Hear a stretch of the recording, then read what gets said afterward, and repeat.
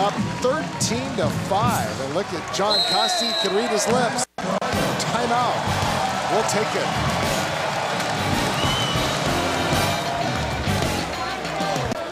Back at the Stanley. Hawaii up 13-5. Sarkovic back to serve it up. Hawaii looking to force a fifth winner-take-all set. Sarkovic, another good serve, popped up. And then on the block, the winner by Jake Canelli. Sarkovic served that ball very fast, hard, low across the net. Canelli stood there and popped it up with his hands.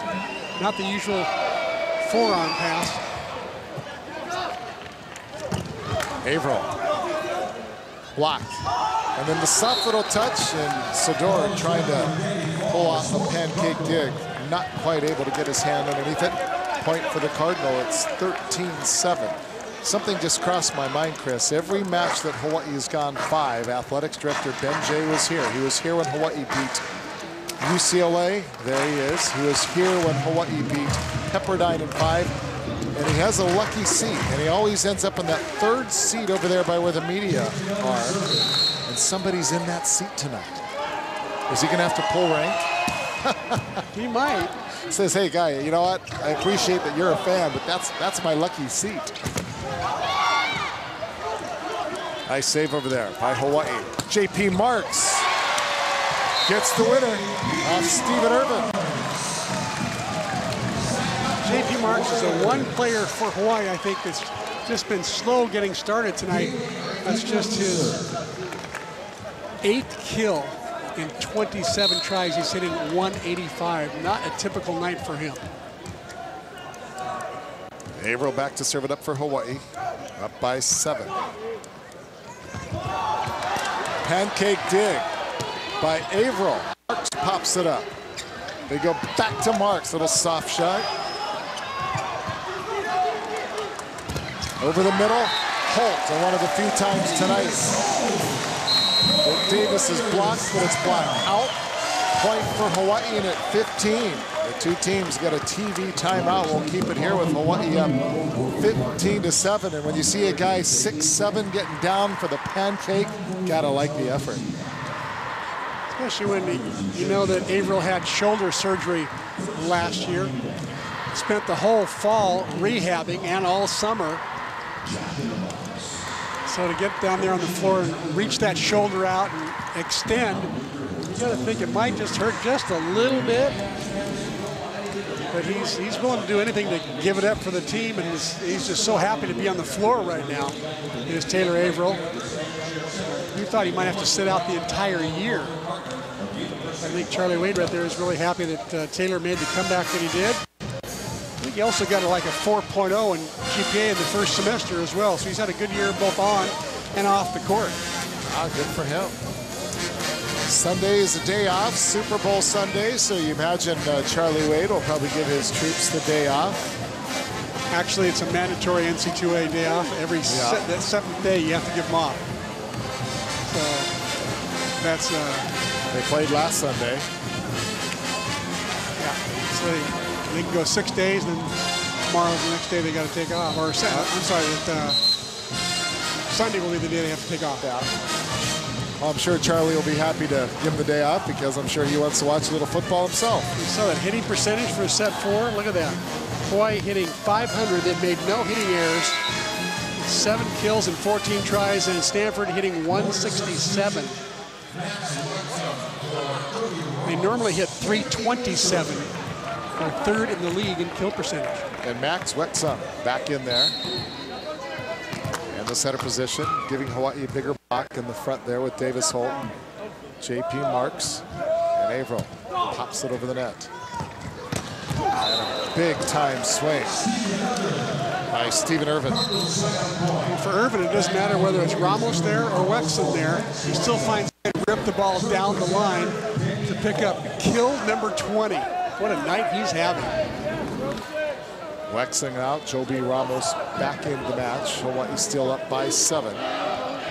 And back to serve it will be Denny Falls, junior out of Orland Park, Illinois. One of 5 players not from California, the Cardinal roster.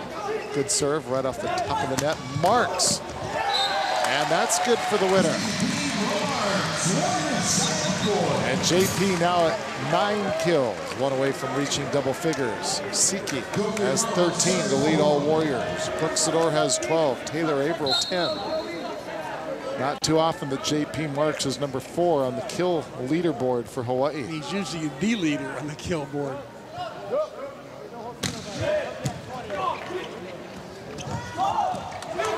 Hawaii with an opportunity to set it up. Cheap looking at JP off the touch.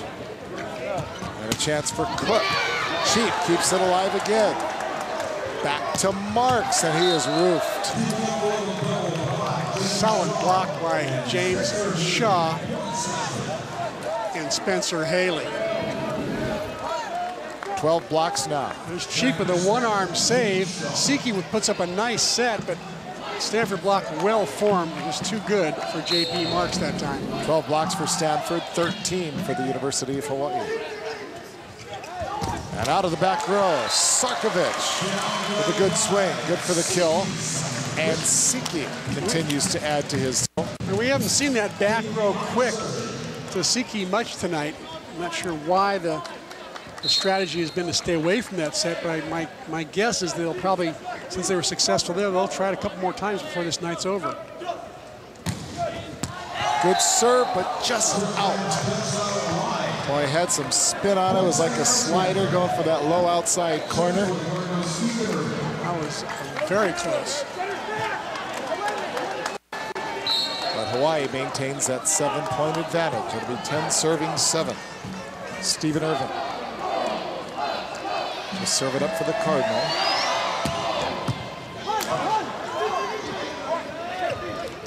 And Siki sees the triple block, tries a roll shot, doesn't go. Out of the back row, Irvin. High hands for Hawaii, keeps it alive. Looking at Sador, and that's off the hands of Irvin, and about 10 rows back into the bleachers. Point Hawaii, and the Warriors lead it by 8. Here comes a super sub, Johan Timmer. Now remember, Hawaii led it 20-14 in that that second set, and the Cardinal came all the way back before Hawaii pulled it out. And that is it. And Timmer kind of puts his hands up as if to say, sorry. Yeah, he knows he missed this one. I don't think he was aiming for that spot. I think he was trying to cut it, but I don't think he was trying to cut it that close to the line. But he'll take it anyway. 6 aces on the year. A 9-point advantage for Hawaii here in set number 4. Cook tries to put it down. Ramos with the dig, and then Marks roofed again. Not sure if that was JP Marks' best shot selection that time. That was a well-formed Stanford block. 6 hands across, nowhere to go. Maybe a tip shot there. Maybe a high hands rather than a low one right into the hands of the blockers. Pretty nicely formed triple block, though. Averill just inside the line. And Hawaii at 20, 22-11. Taylor Averill starting to connect much better with Joby Ramos now. Before was Ramos connecting better with Holt. Now it seems like Averill's taking over that role. Averill with 11 kills on the night, hitting 500. Wow. Sador back to serve it up once again for the Warriors. Not a great pass by Saki either. And Siki dug up back there by Irvin. And then the good swing for the winner, Jake Caneller. What a one-handed set by James Shaw that time. This was maybe the set of the night. The ball was dug up tight to the net. If he had set it with 2 hands, he would have run into the net. Puts it up with 1, and it is on the body for Jake Caneller.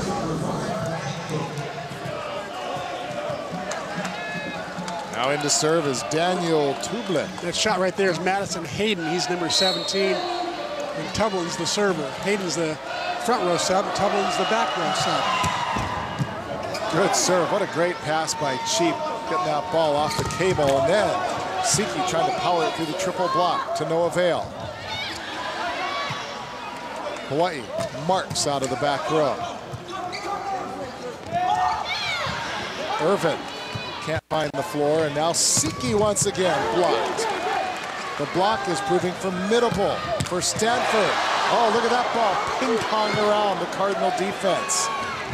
And Siki, oh, again dug up back there by Delgado. Averill, touch, off the touch, point Hawaii. And the Stanford players want to know who touched it. They say, we didn't touch it. Doesn't matter. They're not going to get that call. What a rally. How about the dig by Delgado on one side. And on Hawaii's side, Cheap once again coming up with all kinds of great plays. Looks like Stanford's going to, John Costy's going to, I guess, get some, let a few of his starters rest for the rest of this fourth set. Cook's resting, starting opposite. James Shaw's going to rest. He's their setter. So Joe Stavrdelik in there out of Newport Beach, son of an Olympian. And the serve by Siki into the net. Oh, not a bad call by Costi. He figured down 21-12, now 13. This set's pretty much going to the Warriors. Might as well get your guys a little bit of a breather, right? Yeah, he's getting Eller's resting as well. Cheap, another chest shot. How many has he taken off the body this year? How about that swing by Stephen Irvin? He was ready for the broken play. Hawaii was not ready for the broken play. Danny Falls puts up a nice ball. Hawaii blockers, Averill and Marks, don't even think that anybody's going to hit it. They think it's going to be a free ball. And here comes Irvin out of nowhere to go up and hammer it home. Charlie Wade's got 2 timeouts left. Averill, that one's blocked by Falls. Off the touch of Hawaii and out. And the Cardinal continue to chip away. Now it's a 6-point differential. Daniel Tubman with a nice swing. He's the young man from Pittsburgh, Pennsylvania, who's had 2 starts earlier in the year and lost his spot to Kneller. Marks out. And the Cardinal are within 5, and at some point, John Costi may want to put his starters back in there. Or 4-point run. Leave the subs in, they're playing pretty good. Or, I was going to say, or that's a very good point. Why take them out? They're the ones that are getting the points. You know, I'll tell you something, when a coach says the scouting report, they're really looking at the players who play most of the time, who have all the stats. The players that Stanford has on the floor right now, there's not a whole lot of numbers on them for Hawaii to do some scouting or get hitting tendencies or serving tendencies, things like that. That's a good point. So it may be that this is the best lineup for Costa to have on the floor right now, given the circumstances.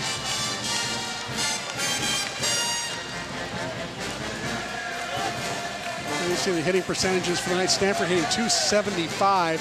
Again, that's about 50 points below their normal season average. So Hawaii's done a pretty good job on defense, blocking and digging to keep that Stanford hitting percentage down. Of course, we're right back here tomorrow night, regardless of what happens in this match. We get to do it all over again.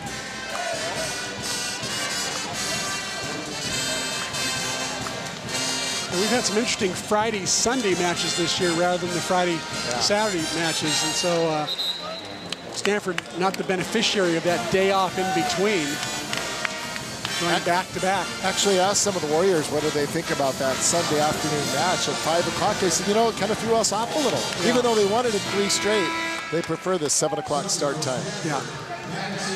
It was tough going up against the Pro Bowl last week as well. So not as many fans showed up at 5 o'clock. So 16 serving 21.